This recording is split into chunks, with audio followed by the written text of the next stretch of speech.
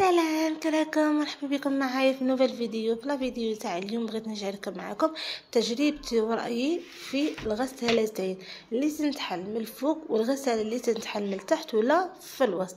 المهم ونغسل قدامكم بالغسالة تاعي وتشوفوا النتيجة اللي عطاتها لي وكيفاش استعملتها.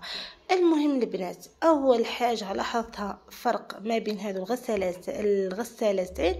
الغساله اللي تنتحمل الفوق بانت لي تدي الماء بزاف، خاصه اللي غسلتي فيها وشللتي فيها.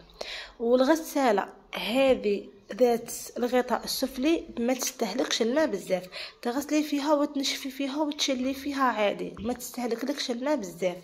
حاجه الزاوجه اللي ثاني فيها مليحه في هذه رايلن ما فيهاش، بصح كاين لي مارك واحد اخرين فيها حتى خاصيه التحديد، تخرج لك القش مغسول ومشلل وناشف ومحدد، ما عليك غير تلبسي وصار. الخاصيه الثالثه اللي كاينه في هذه الغساله الاوتوماتيكيه ثاني، الغساله ذات الغطاء العلوي اللي تنتحل من الفوق، كي تغسلي وتكملي ما تجي تقلعي هذاك القش وتعصريه كاع، القش تلقيه لاصق في بعضه. اما لا سيرة انت تجبدي والقش يجبد حتى اللي ظهرك ينحنى.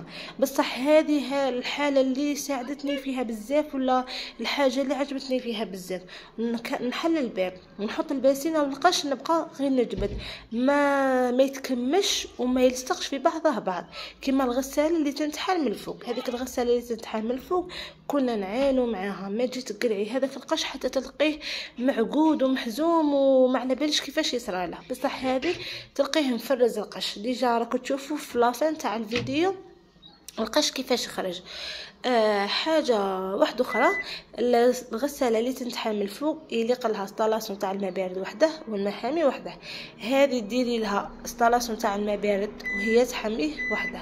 المهم هنا البنات انا نغسل معاه، اني نوري فيكم بروغرام درتها في غابيد، وراني ندير في شحال من دوره بغيتها الدور اللي باش تنشف لي القش، وغادي ندير درجه الحراره. هنا قلت لكم دخلت لها اسطالاسيون غير تاع الماء بارد وهي تحميه. كي ديري بروغرام غابيد عندك تستعملي غير درجة الحرارة 20 ولا 30. وهنايا راني نخير شحال بغيتها الدور من دورة باش تنشف لي القش، بغيته ناشف بزاف شوية وبغيته يخرج مشمخ وانا نشفه وحدي. هنايا بروغرام غابيد اكبر مدة يستهلكها هي 30 دقيقة. تشعلي وتخليها تغسل. كاين فابور تغسل غير بلا فابور، طاش القش اللي يكون مطاشي بزاف ديريها وتغسل لك يدي وقيلا ساعه ونص هكا، ولا ميكس القش يكون مخلط بين قطن بين سبور بين ديري لها وهي تغسل. كاين واحد لابوطون تدركي وهي القش تقعد تدور قبل ما تعمر الماء وتفرزه، هي تفهم هذاك القش هو الكاليتي تاعه، وهي تخير البروغرام على حسب القش اللي دايره سهلها. تما غير انت تدركي وهي هي تدبر راسها. من بعد ما تفهم هذاك القش النوع تاعه شهوه وحدها تجبد الماء وتغسل وتنشف، وبرك شويه طويل يدي واحد الساعه ونص حتى 2 سوايع قريب. المهم هنا كنت غادي نغسل هذه العبايه في الكول راهي مطاشيه، حكيتها شويه في عند الكول بشويه جافا شويه ايزيت، وغادي ندخلها للماشينه لافي تزيد تغسلها. كنعاونها البنات، هذه راهي ماشينه ماشي بنادم وما راهش يغسل كاع مليح. عندك حاجه مطاشيه بزاف وخفتي عليها لكن ما تخرجها لكش الماشينه وتبغي كي تخرجيها تنشريها نيشان ما ظليش تعاودي تغسلي فيها، هذيك الطاشه حكميها عاونيها بشويه صابون طرف ولا صابون سيدو، حكي غير هذيك الطاشه ودخليها في الماشينه لافي تاعك، القش يخرج لك ما شاء الله.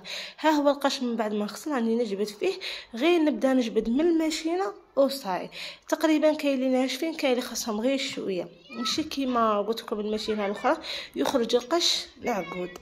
الحاجه اللي عجبتني في هذه الماشينه لافي ثاني، الماشينه اللي تنتحل من الفوق مرات تضرب فيها الكورون، كي تكوني مركبه لابخيس وتجي تدخلي لك تجبدي القش ولا تزيدي الماء تضربك الكورون. بصح هذه تغسلي عادي عليك امان الله البنات.